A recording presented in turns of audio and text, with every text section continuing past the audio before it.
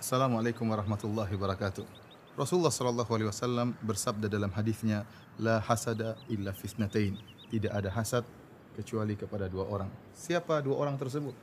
Kata Nabi sallallahu alaihi wasallam, rajulun atahu Allahul mal fahuwa yusallituhu ala halakatihi fil haq. Seorang yang Allah berikan kepada dia harta, kemudian dia salurkan harta tersebut untuk perkara-perkara yang benar. Wa rajulun atahu Allahul hikmah fahuwa yaqdi biha wa yu'allimuha. Yang kedua siapa? Yaitu seorang yang Allah berikan kepada dia hikmah. Allah berikan kepada dia ilmu, maka dia berhukum dengan ilmu tersebut dan dia mengajarkan ilmu tersebut. Inilah dua orang yang berhak untuk kita cemburui. Ada apa gerangan dengan dua orang tersebut?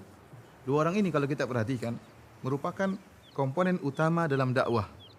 Dakwah membutuhkan dua model manusia, yaitu manusia yang berilmu yang kemudian menyampaikan dakwahnya dan manusia yang memiliki harta sebagai donasi untuk menyokong dakwah tersebut. Oleh karenanya lihatlah Nabi SAW di awal dakwahnya Allah mentakdirkan Nabi SAW menikah dengan seorang saudagar kaya raya, dialah Khadijah radhiyallahu taala anha. Yang dengan harta Khadijah tersebut digunakan seluruhnya untuk menyokong dakwah suaminya Rasulullah SAW. Dan juga dengan takdir Allah Subhanahu wa taala, Allah menjadikan orang dewasa yang pertama kali masuk Islam adalah Abu Bakar radhiyallahu taala anhu. Dia pun seorang yang kaya raya. Oleh karenanya harta Abu Bakar sangat bermanfaat di zaman Nabi sallallahu alaihi wasallam. Rasulullah SAW bahkan mengatakan tidak ada manfaat yang diberikan sebagaimana manfaatnya harta Abu Bakar radhiyallahu taala anhu. Abu Bakar dialah yang telah membebaskan budak-budak yang masuk Islam tatkala mereka disiksa, seperti Bilal bin Rabah tatkala disiksa oleh Umayyah bin Khalaf. Rasulullah sallallahu alaihi wasallam tatkala itu tidak mampu membebaskan Bilal. Yang mampu membebaskan Bilal tatkala itu adalah Abu Bakar radhiyallahu taala anhu, dengan hartanya dia infakkan untuk membebaskan Bilal dari perbudakan yang dia rasakan. Sampai-sampai ayah dari Abu Bakar mengatakan, "Wahai Abu Bakar, kalau kau hendak membebaskan budak, pilihlah budak-budak yang kuat. Jangan kau bebaskan budak-budak yang lemah." Tapi kata Abu Bakar radhiyallahu taala anhu, "Aku ingin berharap wajah Allah Subhanahu wa taala." Karenanya donasi dalam dakwah adalah perkara yang sangat penting. Dengan adanya dua komponen ini maka berjalanlah dakwah. Bahkan terkadang seorang dai cemburu kepada seorang yang berharta. Kenapa? Yang bersusah payah untuk menyampaikan ilmu, yang berhadapan langsung dengan masyarakat, yang terkadang dicela dan dicerca seorang dai. Sementara pemilik harta terkadang dia hanya duduk di rumahnya, dia hanya menyalurkan hartanya untuk sebagai donasi untuk dakwah. Ya, tatkala ternyata ada orang-orang yang berhasil dia dakwahi oleh sang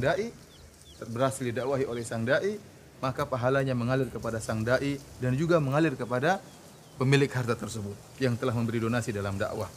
Ya, padahal yang bersusah payah adalah sang dai yang berjalan jauh, yang bersusah payah, yang berhadapan dengan masyarakat, yang dicerca, yang dimaki, yang dikatakan bodoh, yang dituduh dengan tuduhan yang tidak-tidak, adalah sang dai, bukan pemilik harta. Tapi pahalanya mengalir kepada sang dai dan juga mengalir kepada pemilik harta yang dia mungkin tatkala sang dai sedang berusaha payah, dia sedang duduk dengan istrinya, dengan anak-anaknya, sedang bercanda, namun pahala terus mengalir kepadanya.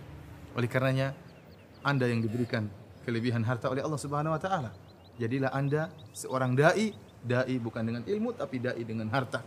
Ya, Anda juga bisa berperan sebagaimana seorang dai. Jangan meremehkan diri Anda. Ingat tadi Rasulullah SAW menyamakan antara dua orang ini. Tidak ada hasad kecuali kepada dua orang, yang berilmu dan yang berharta. Jika dua-duanya dimanfaatkan untuk dakwah, maka ini dua orang yang sangat mulia di sisi Allah Subhanahu wa taala. Dan jangan khawatir, harta Anda akan diganti oleh Allah Subhanahu wa taala. Ya, dalam hadis disebutkan, ya ibna Adam, unfik alaik. Wahai anak Adam, berinfaklah, Allah akan ganti infakmu, Allah akan ganti hartamu. Ini hadis umum berkaitan dengan infak dalam segala perkara. Barang siapa berinfak maka akan diganti oleh Allah Subhanahu wa taala. Bagaimana lagi dengan berinfak di jalan Allah Subhanahu wa taala? Di suatu amalan yang sangat dicintai oleh Allah Subhanahu wa taala, yang Allah berfirman, "Wa man ahsanu qaulan mimman da'a ilallah." Dan perkataan siapa yang lebih indah daripada orang menyeru di jalan Allah Subhanahu wa taala, dan perkataan siapa yang lebih baik daripada orang yang berdakwah di jalan Allah Subhanahu wa taala. Infak yang Anda keluarkan pada tempatnya, pada dakwah, menyeru manusia untuk mengagungkan Allah Subhanahu wa taala, menyeru manusia untuk mengingat akhirat, mengingatkan manusia bahwasanya dunia ini hanya sementara. Ini adalah perkataan yang sangat indah. Maka kami para dai membutuhkan partisipasi saudara-saudara kami sekalian yang diberikan kelebihan harta oleh Allah Subhanahu wa taala. Maka jadilah Anda seorang dai dengan harta yang diberikan oleh Allah kepada Anda, niscaya Anda diberkahi dan dirahmati oleh Allah Subhanahu wa taala dunia dan akhirat. Dan ingatlah betapa banyak pahala yang akan mengalir kepada Anda ya karena sebab harta Anda tersebut. Assalamualaikum warahmatullahi wabarakatuh.